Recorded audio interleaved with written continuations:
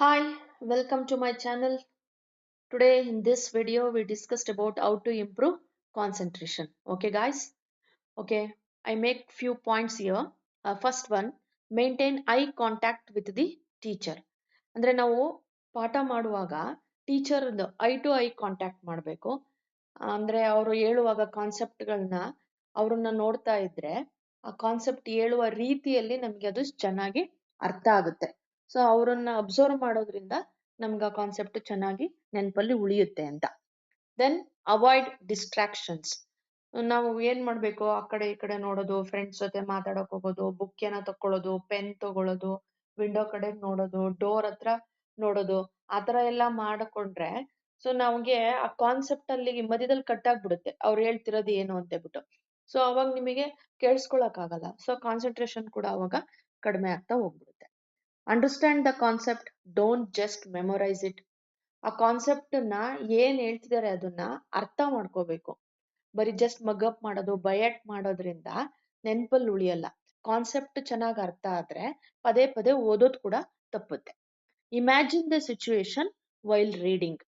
ಅವರು ಏನಾದ್ರು ಕಾನ್ಸೆಪ್ಟ್ ಹೇಳ್ತಾ ಇದ್ರೆ ಅಥವಾ ನೀವ್ ಯಾವ್ದಾದ್ರು ಕಾನ್ಸೆಪ್ಟ್ ನಾವು ಓದ್ತಿರುವಾಗ ಈ ತರ ಇದೆ ಅಂತ ಹಿಸ್ಟ್ರಿಯಲ್ಲಿ ಕತೆ ಹಿಂಗೆ ರಾಜ ಹಿಂಗಿದ್ದ ಅಥವಾ ಲ್ಯಾಂಗ್ವೇಜಸ್ ಅಲ್ಲಿ ಕತೆಗಳ ತರ ರೂಪದಲ್ಲಿ ಇರುತ್ತೆ, ಪೊಯಮ್ಗಳು ಹಿಂಗಿರುತ್ತೆ ಅಂತ ಹೇಳ್ತಾರೆ, ಕಮಲದಂತೆ ಅಂತ ಇರುತ್ತೆ. ಅವನ್ನೆಲ್ಲ ಅದೇ ತರ ಇಮ್ಯಾಜಿನ್ ಮಾಡ್ಕೊಬೇಕು. ಅವಾಗ ನಮಗೆ ಆ ಕಾನ್ಸೆಪ್ಟ್ ತಲೆ ಒಳಗಡೆ ಚೆನ್ನಾಗಿ ಉಳ್ಕೊಳ್ಳುತ್ತೆ. Take short notes in your own words. ಈಗ ಕೇಳಿದ್ದನ್ನ ಅಥವಾ ನೀವು ಓದಿದ್ದನ್ನ ಅಲ್ಲಿ ಹೆಂಗಿರುತ್ತೋ ಹಂಗೆ ಬರಿಬೇಕಂತ ಏನಿಲ್ಲ. ನಿಮ್ಗೆ ಹಿಂಗೆ ಈಸಿ ಆಗುತ್ತೆ ಆ ತರ ವರ್ಡ್ಸ್ ಗಳಲ್ಲಿ ಅದನ್ನ ಬರ್ಕೋಬೇಕು.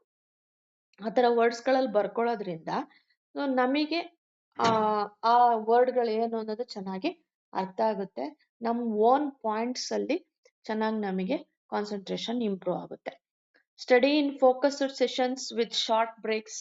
ಸೊ ನಾವು 1.5 ಗಂಟೆ, ಒಂದು 2 ಅವರ್ಸ್ ಆದ್ಮೇಲೆ ಒಂದು ಚಿಕ್ಕ ಬ್ರೇಕ್ ನ ತಗೋಬೇಕು. ಸೊ ಅಲ್ಲಿ ಬ್ರೇಕ್ ತಗೊಳ್ಳೋದ್ರಿಂದ ಕಾನ್ಸಂಟ್ರೇಷನ್ ಇಂಪ್ರೂವ್ ಮಾಡ್ಬೋದು, ಮೈಂಡಿಗೆ ರಿಲ್ಯಾಕ್ಸ್ ಮಾಡ್ದಂಗ ಆಗುತ್ತೆ. ಒಂದು 2 ಮಿನಿಟ್ಸ್ ವಾಕ್ ಮಾಡೋದು, ಸ್ವಲ್ಪ ನೀರ್ ಕುಡಿಯೋದು, ಆ ತರ ಮಾಡ್ಬೇಕು. ಜಸ್ಟ್ ಹಂಗೆ ಹೋಗ್ಬಿಟ್ಟು ರಿಲ್ಯಾಕ್ಸ್ ಮಾಡ್ತೀನಿ ಅಂತ ಒಂದ್ ಅರ್ಧ ಗಂಟೆ ರೀಲ್ಸ್ ಎಲ್ಲ ನೋಡ್ಕೊಂಡು ಕುತ್ಕೋಬಾರ್ದು. Then revise regularly. ನಾವು ಓದಿರೋದನ್ನ ಫಸ್ಟ್ ಡೇ ಒಂದ್ಸತಿ ಓದ್ತೀವಿ, ಥರ್ಡ್ ಡೇ ಒಂದ್ಸತಿ ಓದ್ಬೇಕು, ನೆಕ್ಸ್ಟ್ 7th ಡೇ ಒಂದ್ಸತಿ ಓದ್ಬೇಕು. ಅಥವಾ ಪದೇ ಪದೇ ಅದನ್ನ ರಿವೈಸ್ ಮಾಡ್ತಾ ಇದ್ರೆ ಚೆನ್ನಾಗಿ ಉಳ್ಕೊಳ್ಳುತ್ತೆ. Thank you.